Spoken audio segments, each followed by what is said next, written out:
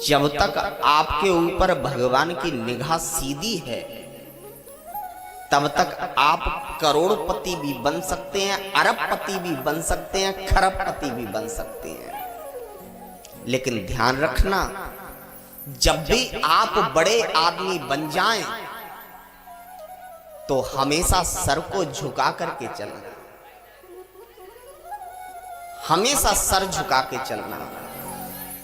नहीं तो भगवान की निगाह थोड़ी भी टेढ़ी हो गई तो आपको रोडपति बनाते हुए देर नहीं लगेगी,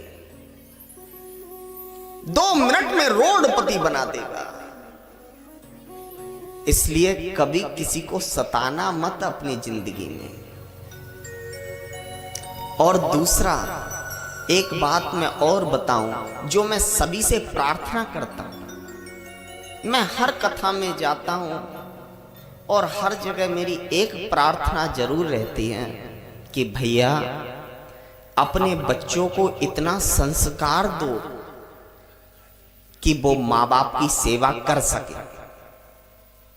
नहीं तो ध्यान रखना, अगर आपने अपने बच्चों को संस्कार नहीं दिया तो आगे इतना समय खराब आने वाला है कि आपके बच्चे आपको घर में नहीं रहने देंगे, वृद्धाश्रम में निकाल करके छोड़ाएंगे।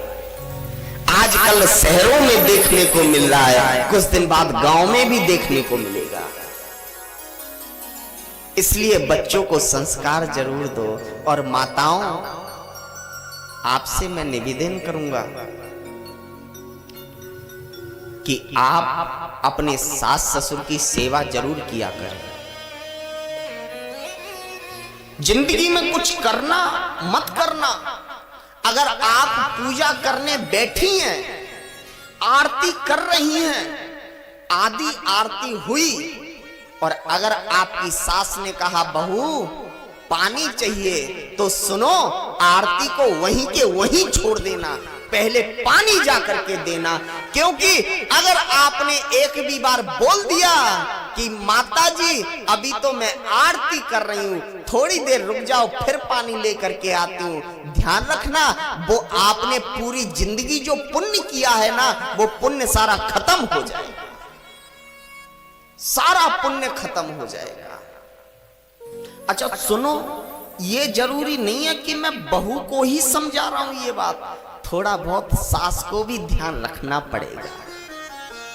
हाँ, ऐसा नहीं है कि सब कुछ महाराज बहू को समझा रहे हैं, बहुत अच्छा है। घर में सास बहू में कभी झगड़ा ही नहीं होगा, कभी झगड़ा नहीं हो सकता। पहले आपने देखा था कि सास बहू में झगड़े कभी नहीं होते थे। क्यों? क्योंकि सास बहू को भगवान की कथा सुनाती थी। घर में जो बुजुर्ग होता था वो पूरे परिवार को बिठाता था, रामचरितमानस सुनाता था। घर में कभी संस्कार की कमी नहीं आती थी। लेकिन आजकल क्या होता है, आजकल सास बहू मिलके टीवी में सीरियल देखती हैं, और सीरियल भी क्या देखती हैं, सास बहू की लड़ाई। हाँ, अब एक बात बताओ, रोजाना टीवी में सास बहू की लड़ाई देखोगी तो घर में क्या होगा? घर में तो उत्पात मचेगा, लड़ाइयां होंगी। लेकिन मैं एक नियम बता रहा हूं बहुत अच्छा, आपके घर में कभी लड़ाई हो ही नहीं सकती। अगर सास और बहू दोनों इस बात को अपना ले तो घर में कभी लड़ाई नहीं होगी, आपकी मेरी पूरी गारंटी है। लेकिन ये नियम आपको अपनाना पड़ेगा। आप कहोगे महाराज क्या? अगर सास को कुछ सामान लेकर के आना है, ध्यान से सुनना, अगर सास को कुछ सामान लेकर के आना है तो एक बार बहू से जरूर पूछे, बहू गाड़ी लेने जा रही हूं, कौन सी गाड़ी लेकर के आऊं? अच्छा सुनो, बहू हमेशा एक ही बात बोलेगी, सासू मैया जो तुम्हारी मर्जी है वो ही ले आओ। अब देखो दोनों काम हो गए ना, आप अपनी मर्जी की गाड़ी लाओगी और बहू को भी ये हो जाएगा, देखो मेरी सासू मैया मुझसे बिना पूछे कोई काम नहीं करती है। ऐसे में कभी लड़ाई होगी? कभी लड़ाई नहीं होगी। और माताओं, आपसे मैं एक निवेदन करूंगा, आप अपने माँ बाप को माँ बाप मान रही हैं, बहुत अच्छी बात है, लेकिन सास ससुर को सास ससुर कभी मत मानो। उनको अपने माँ बाप से बढ़ के मानो। क्यों?